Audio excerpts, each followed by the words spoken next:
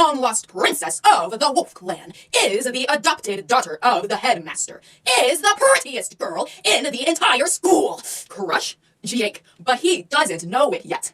Today is the day where I will be crowned as Ball Queen, and Marissa, the cat princess, will be begging at my feet for mercy. Bark! Sees Jake. Oh, hi Jake, so we meet again.